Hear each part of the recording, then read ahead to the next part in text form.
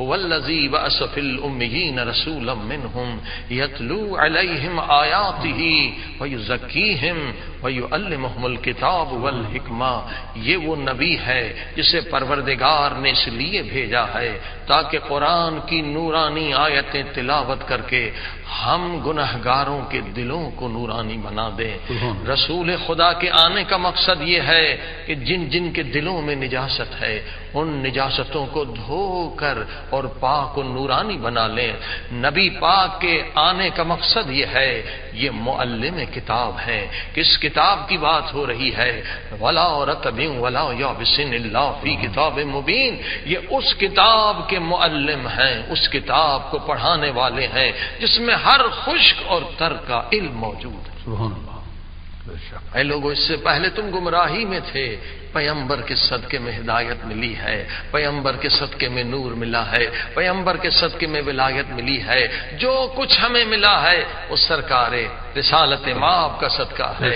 عزیزان گرامی، دیکھیے، ایمان کو مضبوط بنانا، ایمان کو کامل بنانا، یہ ہر انسان کا فریضہ ہے. اگر ایمان نہیں تو انسان کے پاس کچھ بھی نہیں ہے. وہ دولت جو ہمیشہ آپ کے پاس رہے گی، یہاں بھی رہے گی، آخرت میں بھی رہے گی، قبر میں بھی رہے گی، برزخ میں بھی رہے گی، وہ ایمان ہے، وہ انسان کا فیض ہے. اگر انسان کا بلیو ایمان نہیں ہے تو یقین جانیے اس سے کمزور تر کوئی انسان نہیں، اس سے خطرناک تر، پریشان تر کوئی انسان نہیں ہے. سرکار رسالت مآب ہمیں ایمان سکھانے کے لیے آئے ہیں، ایمان دینے کے لیے آئے ہیں. لیکن سنیے، ایمان کیا ہے؟ یہ قرآن کہہ رہا ہے کہ ایمان ہے خدا کی ذات پر ایمان رکھنا، اور خدا کی ذات کے بعد سرکار محمد مصطفیٰ صلی اللہ علیہ وسلم پر ایمان رکھنا. مگر کیسے ایمان رکھنا؟ کہ یہ وہ رسول ہے جو کائنات کے نفسوں کو پاک کرنے والے ہیں، یہ وہ رسول ہے جو کائنات کو نور دینے والے ہیں. وما ارسلناک الا رحمتا للعالمین. یہ وہ رسول ہے جو کائنات کو رحمت دینے والے ہیں. اگر کسی کو بھی رحمت مل رہی ہے تو حضور کے صدقے میں مل رہی ہے. علم رحمت ہے، حضور کے صدقے میں ہے. رزق نعمت ہے، حضور کے صدقے میں ہے. طہارت نعمت ہے، حضور کے صدقے میں ہے. ہدایت نعمت ہے، حضور کے صدقے میں ہے. نعمتیں جتنی بھی ہیں وہ رحمت خدا میں شامل ہے.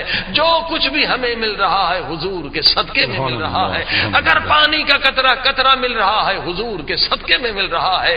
اگر ہم سانس لے رہے ہیں، ہوا مل رہی ہے، حضور کے صدقے میں مل رہی ہے. یہ ایمان ہونا چاہیے. کس نبی پر ایمان؟ اس نبی کی عظمت کو سمجھیں. یہ معلم کتاب. اگر کسی کو پیغمبر کے علم میں شک ہے یعنی اس کا ایمان کمزور ہے. اگر کسی کو پیغمبر پیارے نبی صلی اللہ علیہ وآلہ وسلم کی صداقت میں شک ہے یعنی اس کا علم ناقص ہے. اگر کسی کو پیغمبر کی طہارت میں شک ہے اس کا علم ناقص ہے. اگر کسی کو پیغمبر کے علم میں شک ہے تو یقیناً اس کے ایمان میں شک ہے. ہر اعتبار سے پیغمبر کامل بھی ہے، اکمل بھی ہے. یہ سب سے افضل ترین نبی بھی ہے اور کامل ترین انسان بھی ہے. یہ اولیاء کا سردار ہے، یہ انبیاء کا سردار ہے، یہ محبوب خدا. بے شک عزیزو، اسی لیے پیغمبر اسلام نے بھی بعض لوگوں کا ایمان کمزور تھا، ان کے ایمان کو مضبوط کرنے کی کوشش کی، ان کا ایمان مکمل ہو جائے. تربیت کی. پیغمبر یزکیہم صرف علم دینے والے نہیں، یہ تربیت کرنے والے تھے. اور تربیت پہلے کی، علم بعد میں دیا. اور یہ بڑا پیارا نقطہ ہے. حضور صلی اللہ علیہ وسلم سفر پہ گئے تھے، بہت سارے مسلمان بھی ساتھ. اونٹنی حضور صلی اللہ علیہ وسلم کی یا اونٹ یا اونٹنی روایات میں گم ہو گیا. چند لوگوں کو بھیجا جن کے دل میں شک تھا پیغمبر کے علم کے بارے میں. بہت سارے تازے مسلمان ہوتے تھے، شک کرتے تھے. اور بعض تو ایسے بھی شامل ہو گئے تھے کہ قرآن نے سورہ منافقون میں کہا وہ دل سے پیغمبر کو نہیں مانتے، وہ جاسوسی کرنے کے لیے آئے تھے.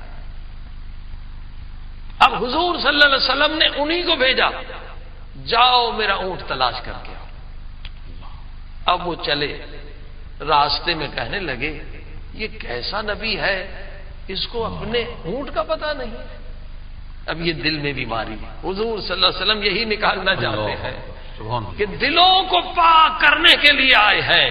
شک بڑی نجاست ہے. اگر پیغمبر کے علم میں شک ہو تو اس سے بڑی بیماری کیا ہو سکتی ہے, اس سے بڑی نجاست کیا ہو سکتی ہے؟ کیونکہ جو منبع علم ہے, جو انا مدینۃ العلم ہے, اگر اس کے علم میں شک ہو جائے تو انسان کو علم کہاں سے مل سکتا ہے؟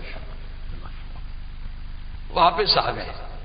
حضور بہت تلاش کی, اونٹنیاں اونٹ آپ کا نہیں ملا. حضور صلی اللہ علیہ وسلم نے کہا مگر راستے میں جو کچھ کہا تھا وہ بھی تو کہو.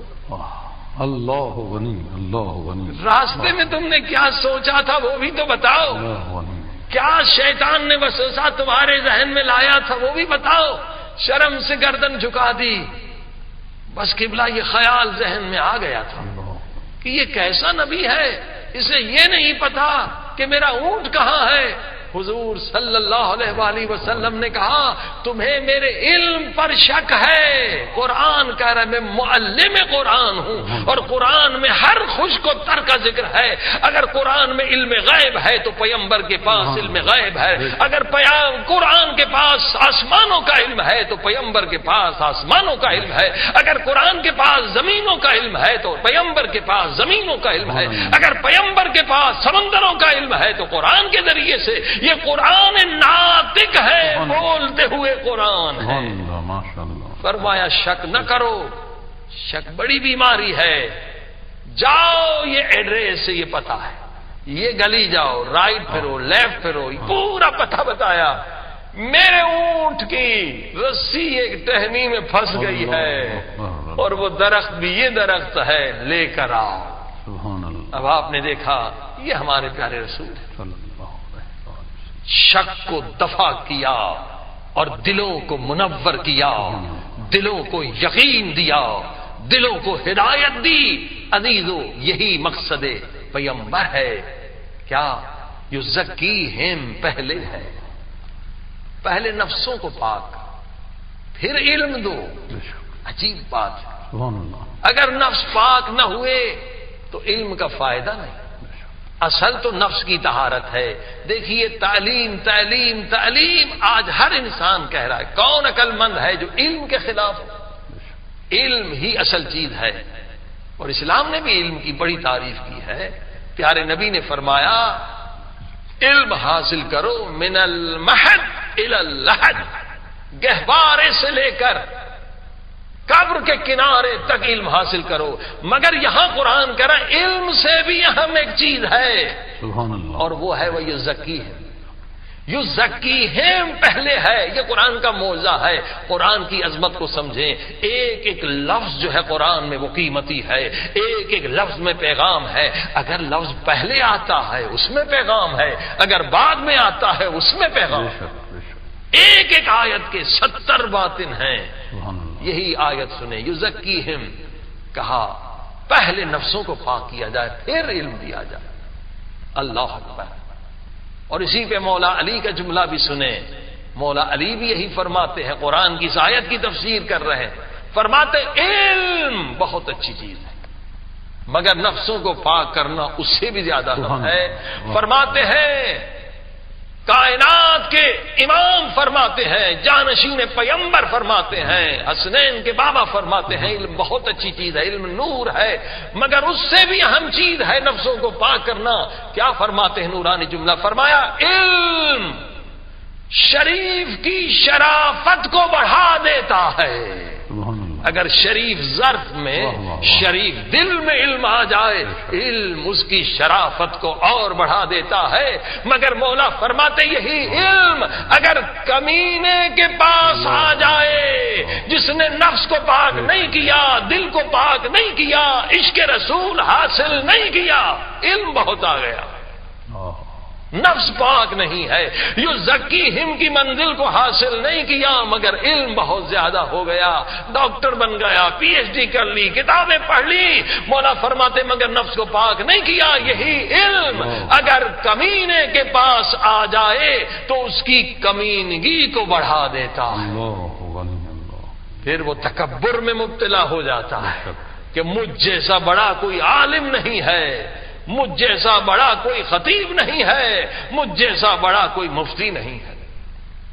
فرمائیے علم شیطانی ہے جو تکبر پیدا کرے.